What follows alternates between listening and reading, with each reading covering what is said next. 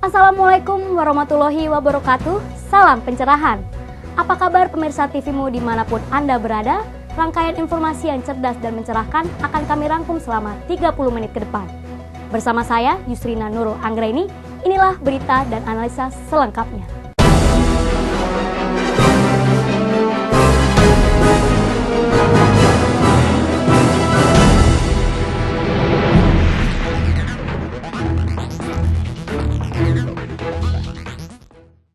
Kemenangan Jokowi sebagai presiden terpilih dan disahkannya RUU Pilkada menjadi bukti perseteruan politik antara dua kubu masih tetap berlanjut.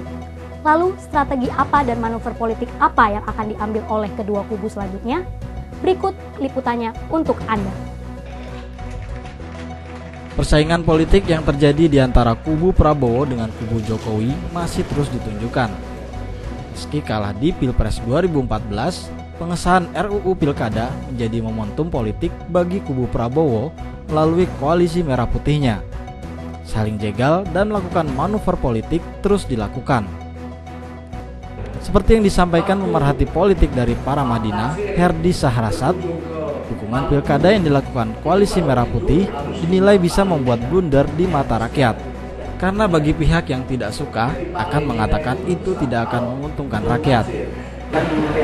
Dan ternyata kubu merah putih atau koalisi Prabowo ini menjadikan pemerintahan Jokowi bulan-bulanan blunder buat koalisi merah putih, karena rakyat akan kritis melihat itu kan. Rakyat kan sekarang semakin terdidik, semakin cerdas dan semakin kaya informasi sehingga tidak mudah. Dan saya yakin Pak Prabowo kan sudah bilang kalau kebijakan-kebijakan yang menguntungkan, yang memihak rakyat, buat apa kita bicara gitu.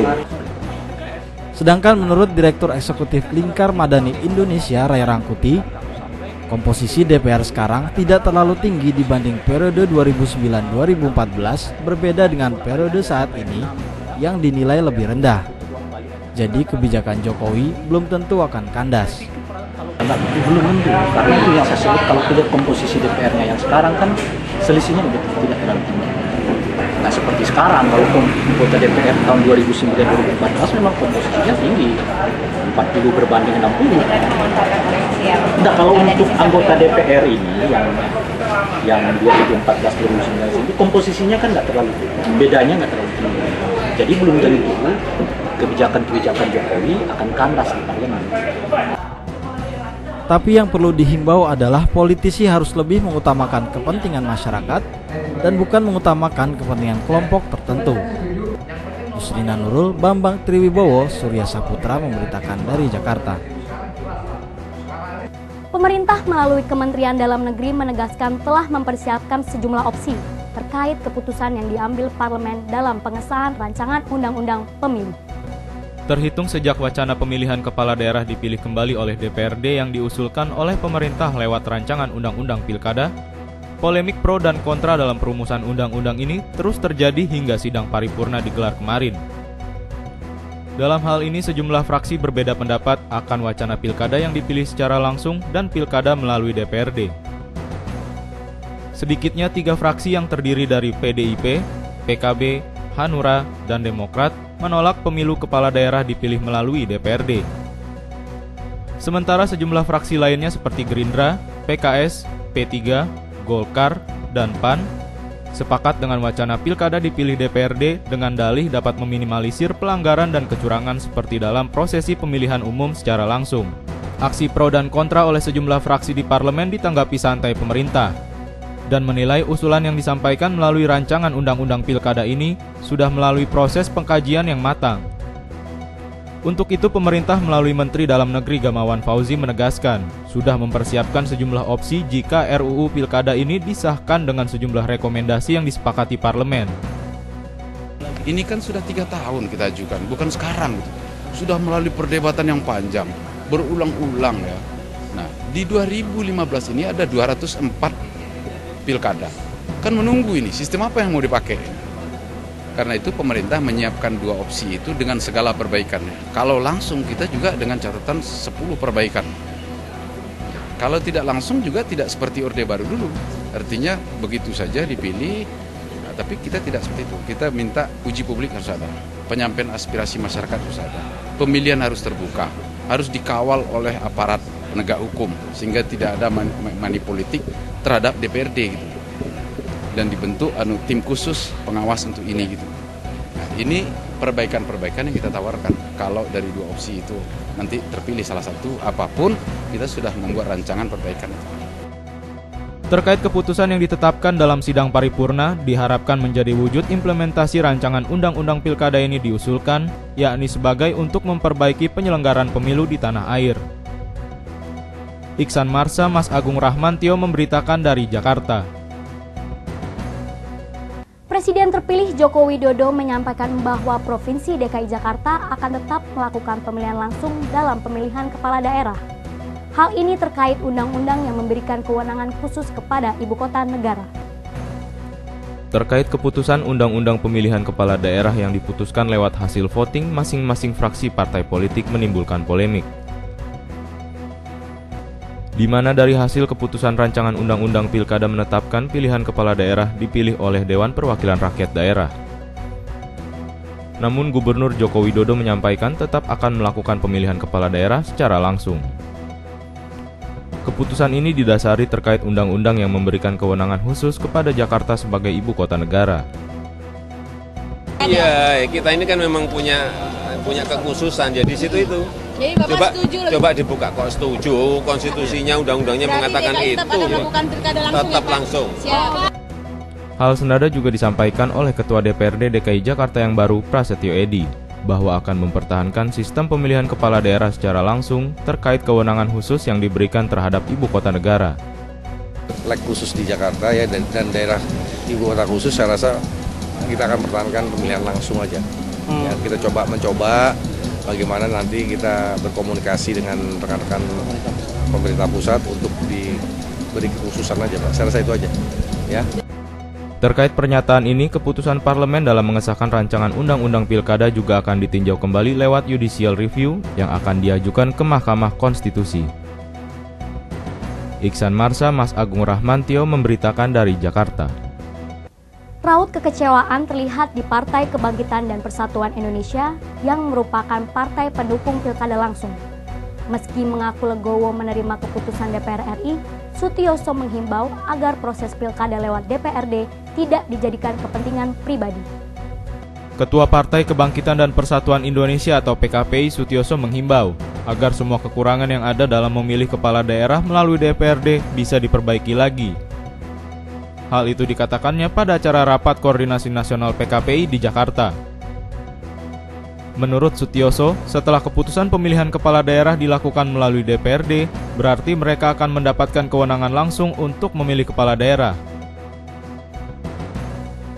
Hal itu harus dijadikan tanggung jawab moral, bukan untuk kepentingan pribadi anggota legislatif maupun yang lainnya. Diakui Sutioso, pemilihan melalui DPRD biayanya lebih murah. Namun hubungan emosional masyarakat akan lebih berkurang dibandingkan pemilihan secara langsung oleh rakyat. Jadi ini sebuah kehormatan tentunya ya. Karena Kornas PKP ini dihadiri oleh Presiden terpilih. Dan intinya Kornas tentu untuk melakukan langkah-langkah berikutnya pasca pemilu ini. Kita harus sudah siap lagi untuk menyongsong pemilu 2019 nanti. Kita harus sudah siap. Kecewa dengan keputusan DPR RI mengenai pemilihan kepala daerah dilakukan oleh DPRD karena Sutioso pernah mengalami pengalaman yang empiris saat dipilih melalui DPRD pada pemilihan Gubernur DKI Jakarta waktu itu. Dedi Muhsoni memberitakan dari Jakarta.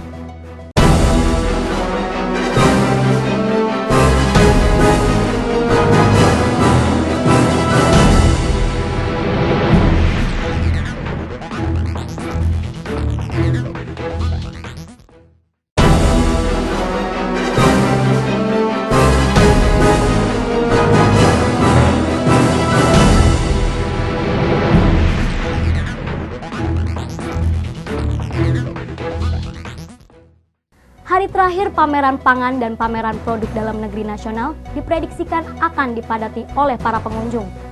Apa saja yang ada di pameran tersebut? Berikut liputannya untuk Anda. Meskipun pameran tersebut baru dibuka, pameran tersebut sudah membukukan transaksi senilai 123,7 miliar. Pameran yang sebelumnya sukses diadakan di Purwokerto dan juga Lampung ini adalah target pemerintah dalam meningkatkan penggunaan produk dalam negeri melalui promosi, sosialisasi, dan perluasan akses pasar bagi produk dalam negeri. Wakil Menteri Perdagangan pun turut hadir di dalam pameran tersebut untuk memantau jalannya pameran. Pameran tersebut menghadirkan stand tematik berupa produk-produk dalam negeri seperti stand hasil petani, stand kuliner seperti kue, jus, keripik khas Nusantara dari Pulau Jawa, Kalimantan, Sumatera hingga Papua. Tidak hanya stand kuliner, di dalam pameran tersebut menghadirkan stand-stand industri kreatif seperti stand kerajinan tangan, pakaian, furniture, aksesoris, dan pernak-pernik khas dari Nusantara. Sebagai kegiatan pendukung, Kemendagri juga membuat lomba masak makanan minuman khas daerah tingkat nasional dan juga UMKM Pangan Award. Jika Anda ingin berkunjung, Anda bisa datang ke pameran ini yang dibuka mulai pukul 8 hingga 22 waktu Indonesia Barat. Yusrina Nurul, Bambang Triwibowo, Surya Saputra memberitakan dari Jakarta. Sistem parkir meter sudah diuji cobakan di Jalan Sabang, Menteng, Jakarta Pusat. Namun, masih kurangnya sosialisasi membuat banyak pengemudi belum memahami adanya sistem parkir meter tersebut. Mesin parkir meter yang berjumlah 11 buah sudah tampak terpasang di Jalan Sabang. Baik pengendara beroda 2 atau roda 4 kini sudah bisa menggunakan mesin itu sebagai alat perantara untuk membayar parkir. Untuk pembayarannya harus menggunakan koin Rp500 atau 1.000 logam. Sementara untuk biayanya, motor dikenakan biaya parkir Rp2.000 per jamnya, dan untuk mobil Rp5.000 per jam. Namun sayangnya karena kurangnya sosialisasi dari pemerintah, banyak pengendara yang belum paham mengenai cara kerja parkir meter.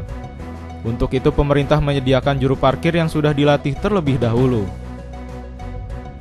Sistem kerjanya yaitu, jadi orang parkir kita pandu kemari. Dipandu Bapak Ke pandu kemari. Nah, dia harus bayar macam mobil 5.000. 5.000. Dengan pakai uang koin. Pakai uang koin. Oh iya. Kalau mobil 5.000. Mobil 5.000. Kalau motor? Motor 2.000. Oh, 2.000. Itu per jam apa? Per jam. Oh, per jam. Begitu saya pandu kemari, itu nanti kan saya suruh dia buka ini kan. Keluar struknya dari sini. Oh, gitu. Nah, nanti struk itu ditaruh di mobil di dashboardnya. Nanti kalau kan tukang parkirnya ngelihat itu berapa jam itu mobil itu. Kira-kira begitu. Pengendara juga tidak perlu khawatir jika tidak memiliki uang logam, karena juru parkir telah disediakan uang logam oleh pemerintah. Adanya juru parkir ternyata masih ada masyarakat yang mengeluh dengan parkir meter karena belum paham cara penggunaannya. Ya kalau selama hak dan kewajiban itu clear ya antara si pengguna dan si pemberi regulasi, yaitu clear. Ya, artinya ketika memang di dalamnya itu ada hak dan kewajiban dan tidak terjadi apa-apa kepada si pemilik kendaraan, ya nggak masalah. Tapi perlu ada sosialisasi dong yang baik di tengah masyarakat. Itu kan yang terpenting kan, karena kalau tidak ada sosialisasi terjadi apa-apa terhadap kendaraan masing-masing masyarakat, ya saya dengan tegas akan melakukan tindakan upaya hukum terhadap peristiwa itu. Itu aja. Semoga dengan adanya sistem parkir meter ini bisa menjadikan Jalan Sabang lebih tertata, nyaman, dan aman. Yusrina Nurul, Bambang Triwibowo, Surya Saputra memberitakan dari Jakarta. Untuk menyambut Idul Adha 1435 Hijriah, Extra Joss dengan Lazismu akan mengadakan event kurban 1 miliar di 15 kota. Hewan kurban rencananya akan didistribusikan bagi masyarakat yang tinggal di kawasan kumuh dan kurang mampu. PT Bintang 7 selaku produsen Extra Joss akan kembali semarakan Idul Adha 1435 Hijriah lewat program Kurban 1 Miliar. Program yang bertemakan jiwa laki berani berkurban ini nantinya akan menggandeng Lembaga Amil Zakat Infak dan Sedekah Muhammadiyah atau Lazismu sebagai mitra untuk menyalurkan kurban ke masyarakat yang membutuhkan. Menurut Presiden Direktur PT Bintang 7 Simon Jonathan, Lazismu merupakan lembaga yang memiliki cakupan daerah yang luas, tepat sasaran, dan positif. Tidak hanya kali ini saja, sebelumnya PT Bintang 7 juga sudah beberapa kali kerjasama dengan Lazismu, khususnya dalam bidang mengentaskan kemiskinan. Dan memang kami Udah berapa kali kerjasama sama Lazismu. Barusan Pak Janto bilang gimana kalau kerjasama untuk mengentaskan kemiskinan lewat memberikan modal yang bergilir dan jalan. Karena kalau memberikan rakyat masyarakat miskin ikannya habis, kasih pancingnya Pak. Betul. Ya karena kalau memberikan kurban ini kan setahun sekali memang karena masalah iman dan keagamaan Pak ya. Betul. Tapi dia mencoba memakan daging. Tapi yang lebih penting bagaimana mereka punya usaha, punya penghasilan, bisa hidup setiap hari. Seperti itu. Sementara itu, Badan Pengurus Lazismu Hajrianto Tohari menyambut baik dan bangga karena dipercaya untuk melaksanakan program kurban 1 miliar tersebut. Untuk kedepannya, Hajrianto berharap kerjasama ini bisa terus dilakukan. Kerjasama antara PT Bintang 7 dan Lazismu Muhammadiyah ini akan semakin mempererat tali kerjasama, tali persaudaraan, dan tolong-menolong di antara seluruh anak-anak bangsa yang sangat majemuk dan plural seperti di Indonesia ini. Kita berharap kerjasama ini dapat terus langgeng dan dilanjutkan dalam program-program filantropis pada masa-masa yang akan datang. Terima kasih. Pelaksanaan kurban 1 miliar ini rencananya akan dilakukan di 15 kota dengan kategori kumuh dan kurang mampu. Sedangkan untuk pembagiannya dijamin aman tanpa ada kerumunan. Karena masyarakat yang telah didata akan diberikan kupon dan diarahkan ke tempat antrian. Safri Ese Eko Bayu Rianto memberitakan dari Jakarta. G30 SPKI menjadi sejarah memilukan bagi bangsa Indonesia. Karena di hari itu, Indonesia harus kehilangan putra-putra bangsa terbaiknya. Satu di antaranya adalah Jenderal Ahmad Yani. Rumah dinas yang terletak di Jalan Lembang, Jakarta Pusat, kini menjadi saksi bisu pembunuhan sang jenderal. Untuk mengetahui lebih jauh, tim TVMU mencoba untuk mengunjungi rumah dinas tersebut. Untuk mengetahui sejarahnya lebih dekat, berikut liputannya untuk Anda.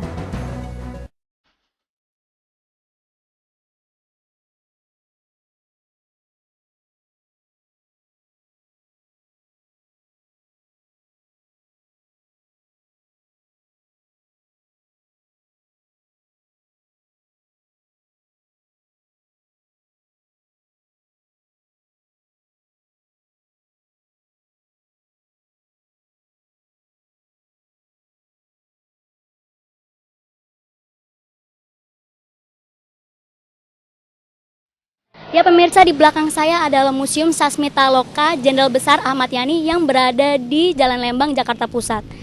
Dan pemirsa, museum ini buka dari hari Selasa hingga Sabtu pukul 8 sampai jam 2 siang. Nah, ingin tahu di dalamnya seperti apa? Ayo ikuti saya.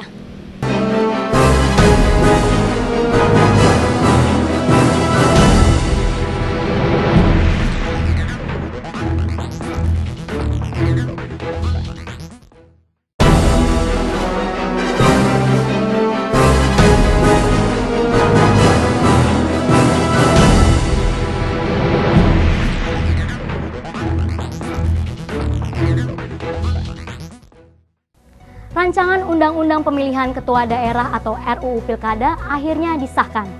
Meski demikian, pengesahan RUU ini menuai pro dan kontra. Kekhawatiran melambungnya money politik menjadi alasan kuat beralihnya pilkada langsung menjadi tidak langsung.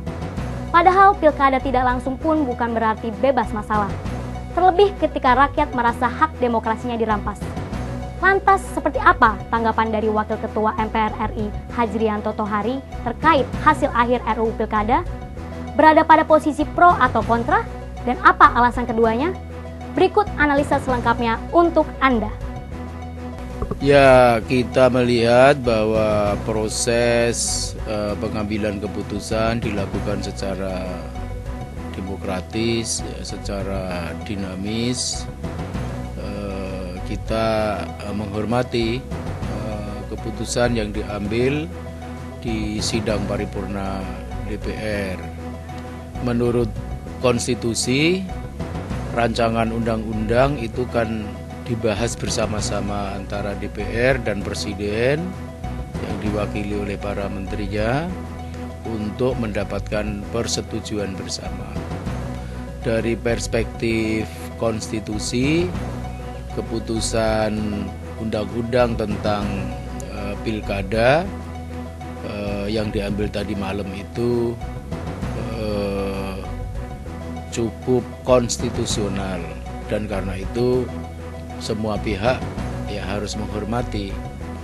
Bagi mereka yang kecewa dengan keputusan tersebut, dapat menempuh jalur hukum, yaitu mengajukan uji materi ke Mahkamah Konstitusi.